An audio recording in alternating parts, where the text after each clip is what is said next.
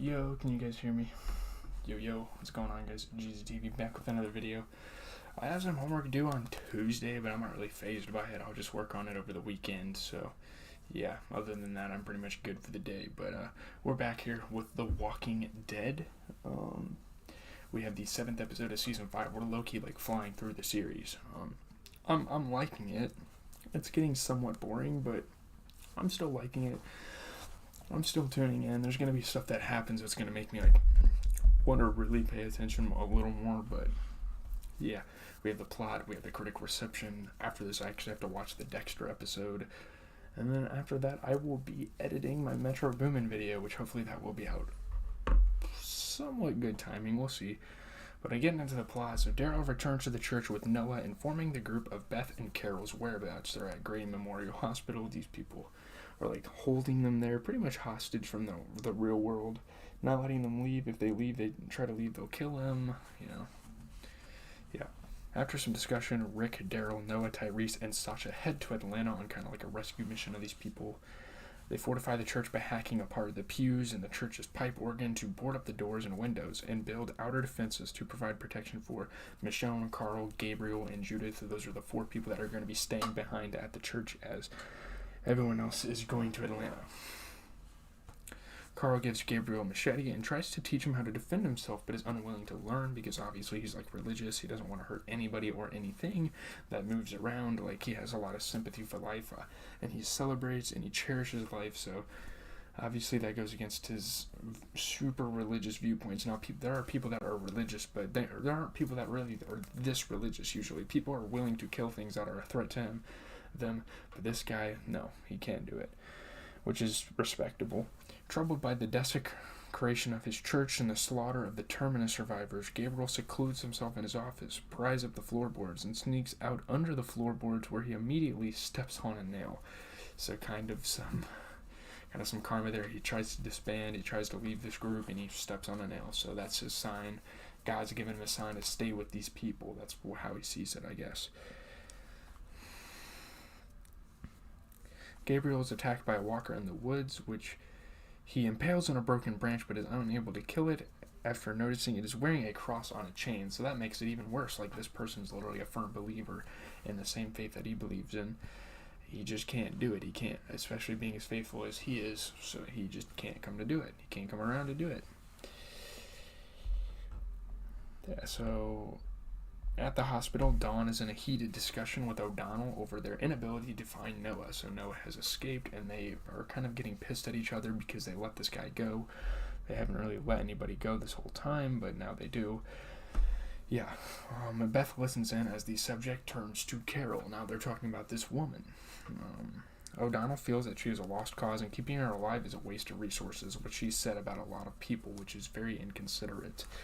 It's kind of contradicting what your whole place is wanting. Beth intervenes, and an angry Dawn instructs O'Donnell to take Carol off life support.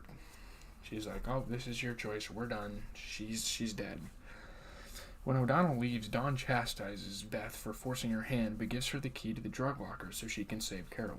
She's like, "Look, if you care about this person enough, here, I'll just give you this key. I don't really trust you with it, but open up the drug locker. Figure out what drug you need, I guess." Dawn admits that she was wrong about Beth's perceived weakness. She was like, "I thought you were a baby about everything and you weren't willing to go through things, but now I'm wrong about that."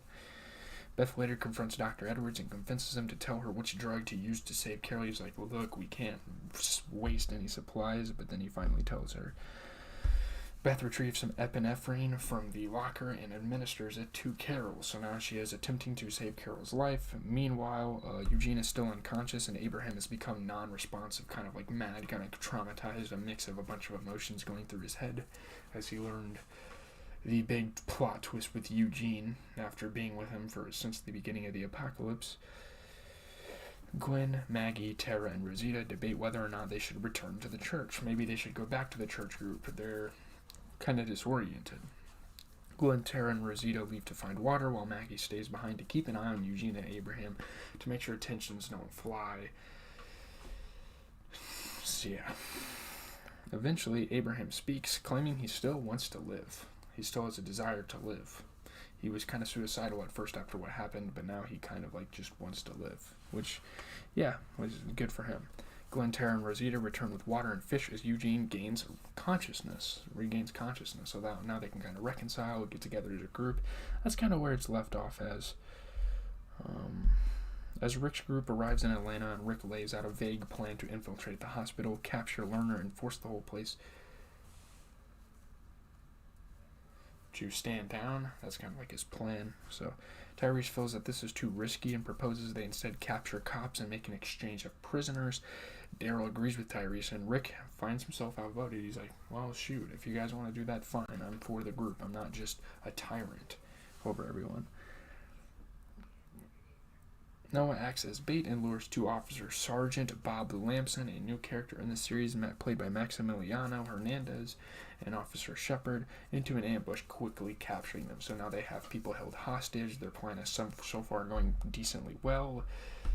Now they got to figure out what they want to do with these people, what they want to get out of them, all that stuff. One of the officers, Lamson, realizes Rick was a cop. Like, he realizes, based on body language and stuff, like how he's moving and whatnot, oh, you used to be a cop. The two officers briefly escape when a third officer, Officer Licari, played by Christopher Matthew Cook, arrives as backup, but all three are ultimately recaptured. So as of now, all the officers are in Rick and his group's custody. So now in Rick's custody, the officers insist Dawn won't trade for them, as she doesn't like them anyway, but if released, vow to oust Lerner and install Lamson in her place. So yeah, Dawn doesn't really care about anybody, but yeah. Lamson, however, advises Rick that Lerner will start from a no-negotiating position, but still will compromise, as she always does, and ultimately make the trade. So you can easily get her to do this trade, Rick, if you try. That's pretty much what she's telling him. Meanwhile, Sasha is still distraught over Bob's death, and her interest is piqued when she discovers that Lamson's first name is also Bob. So there's a lot of PTSD going on with Sasha. She's feeling disoriented. So when Rick, Tyrese, and Daryl leave to make contact with Dawn, Sasha is left alone with the prisoners, and Lamson tells her a heart-rending story how his partner, who was killed in the bombings, has come back as a walker, but he never had a chance to put him out of his misery. He couldn't be the guy to do it, and he obviously feels guilty ever since.